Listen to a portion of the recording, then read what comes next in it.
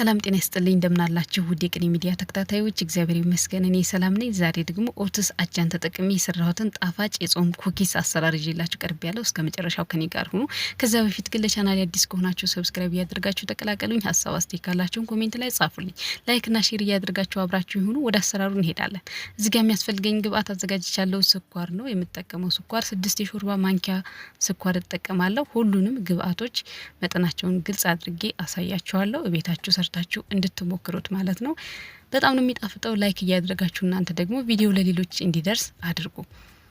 ስኳር የተጠቀምኩት ስኳር 6 የሾርባ ማንኪያ ነው። እንደ ፍላጎታችሁ ነው መቀነስ ትችላላችሁ። ወይም 100 ግራም ስኳር እንደዚህ ካደረግን በኋላ ከዛ በመቀጠል ደግሞ ቀዝቃዛ ውሃ እንጠቀማለን። ውሃው 100 ሚሊ ሊትር ውሃ ወይም ትንሿ የሻይ ብርጭቆ አለች አይደል? በዛ መለካት ትችላላችሁ። ውሃውንና ስኳሩን አንድ ላይ እንዲሟሟ ካደረኩ በኋላ ይሄኛው ደግሞ የውሃ ብርጭቆ ነው። የዚህ አይነቱ ትልቅና ትንሽ አለው። እኔ ትልቀኛውን ተጠቅሜ ግማሽ የውሃ ብርጭቆ ዘይት እጠቀማለሁ።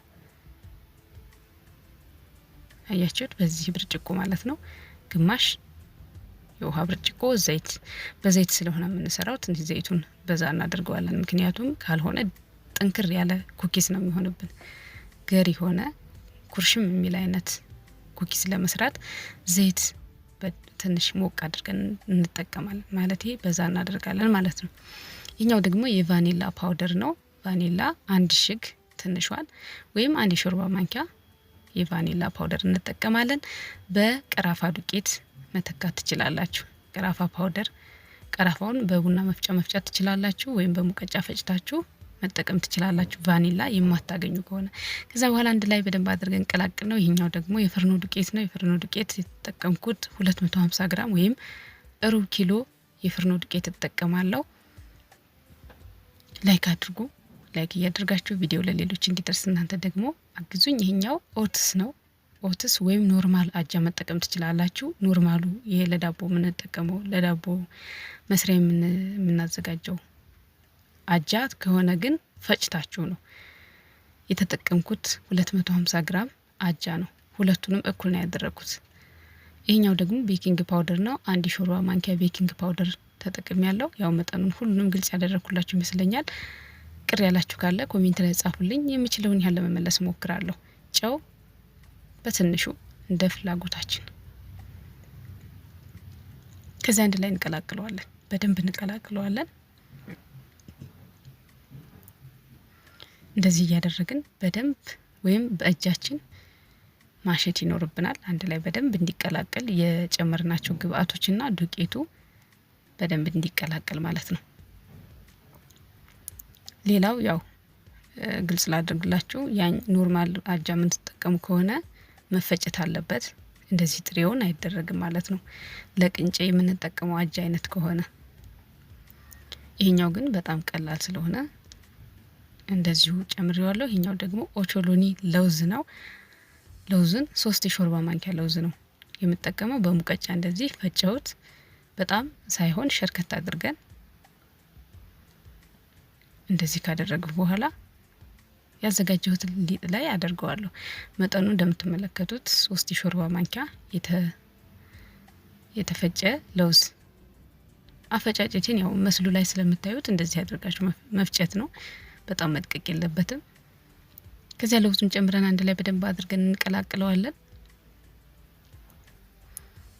ሰብስክራይብ ያላደረጋችሁ እንደዚህ አዳዲስ ቪዲዮ ስለቅ እንዲደርሳችሁ ሰብስክራይብ ያደርጋችሁ ተቀላቀሉኝ። ሀሳብም አስተያየትም ካላችሁ ደግሞ ኮሜንት ላይ እየጻፋችሁ የምችለውን ያህል እመልሳለሁ። በእጃችን በደንብ አድርገን እንደዚህ ካቦካንና ካዘጋጀነው በኋላ ጠረጴዛችን ላይ ደግሞ ለመዳመጥ እንዲመቸን አድርገን እናስተካክለዋለን። ስንዳመጥ ግን ወፍራምና ስስ እንዳይኖረው አድርገን አስተካክለን በጣም ወፍራም ሳይሆን ስስም ሳይሆን መካከለኛ ውፍረት እንዲኖረው አድርገን ዳምጠን እናዘጋጀዋለን። እንግዲህ ቅርጽ ከፈለጋችሁ በእጃችሁ እየቆነጠራችሁ ክብ የምትፈልጉትን አይነት ቅርጽ ማውጣት ትችላላችሁ። እኔ ግን እዚህ ጋር ትንሽዬ ቅርጽ ማውጫ አለችኝ። የሃይላንድ ክዳን ሊሆን ይችላል፣ ብርጭቆ ወይም መለኪያ እየተጠቀማችሁ መስራት ትችላላችሁ። ያን ያህል ምንም ከባድ የሚያስፈልገን መቁረጫ የለም። እንደዚህ እያደረጉ እንግዲህ ቆራርጬ አዘጋጃለሁ። ቅርጽ አወጣለታለሁ። በጣም ቀላል ነው። እውነት ለመናገር ሞክሩት። እንቁላል ይሄ ቅቤ አድርገን ከምንሰራው የበለጠ ጣዕም ነው ያለው።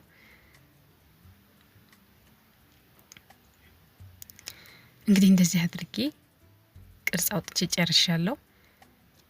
ያው አጃውን ስላልፈጨሁት እንደዚህ ነው የሚሆነው።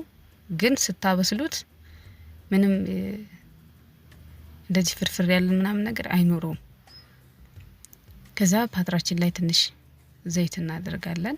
ዘይቱን አዳርሰን እንቀባውና ዱቄት በስሱ ብን እናደርግበታለን። እንደዚህ ዱቄት አድርጌያለሁ። ከዛ በኋላ ያዘጋጀሁትን ኩኪስ እደረድራለሁ። እንደዚህ በጣም ቀላል ነው። ለልጆቻችሁ ሊሆን ይችላል፣ ለራሳችሁ ለዋቂ በጣም ቆንጆ የቡና ቁርስ የሚሆን ለቁርስ የሚሆን ከቡና ጋር ከሻይ ጋር ማቅረብ የምትችሉት ቆንጆ ኩኪስ ነውና እቤታችሁ ሰርታችሁ ሞክሩት። መጠኑን ሁሉ ግልጽ አድርጌላችኋለሁ። ከዛ በኋላ እንደዚህ አድርገን ፓትራችን ላይ ደርድረን ከጨረስን በኋላ እናበስላለን። ትንሽ እንትን አድርግለት በሹካ አልፎ አልፎ እንደዚህ ወጋ አረገዋለሁ። ያው ሲበስል የበለጠ ቆንጆ እይታ እንዲኖር ያደርጋል። እንደዚህ ስታረጉት አለማድረግም ትችላላችሁ፣ ግን ደግሞ ቀላል ስለሆነ በሹካ አልፎ አልፎ እንደዚህ ቅርጽ ማውጣት ነው። ከዛ በመቀጠል አብስዬው ደግሞ ላሳያችሁ። ይሄንን ቆንጆ እንደዚህ ሆኖ በስሎልኛል። እንደምትመለከቱት ከለሩ ከላይ እንደዚህ ቡኒ ነገር ሲሆን ማለት ቀላ ማለት ሲጀምር ይበቃዋል። እንደዚህ አብስዬ ጨርሼ ቆንጆ አድርጌ እንደዚህ አዘጋጀሁት። እዩት፣ በጣም ነው የሚያምረው። እንዴት እንደበሰለልኝ ደግሞ ቆርሼ ያሳያችኋለሁ። ኦቾሎኒው በጣም ቆንጆ ጣዕም እንዲኖረው ነው የሚያደርገው። እዩት፣ እንደዚህ በጣም ኩርሽም የሚል ኩኪስ በቀላሉ አጃን ተጠቅማችሁ መስራት ትችላላችሁ። አጃውን በዛ አድርጋችሁ ፍርኖ ዱቄቱን አነስ ማድረግ ትችላላችሁ።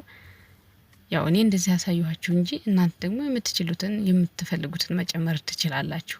እንደዚህ አድርጌ እንግዲህ ቆንጆ አድርጌ ሰርቼ ጨርሻለሁ። ስለተከታተላችሁኝና ስለምትሰጡኝ ሀሳብ አስተያየት ከልብ አድርጌ አመሰግናለሁ። መልካም ጊዜ እንዲሆንላችሁ ተመኘው። ቻው።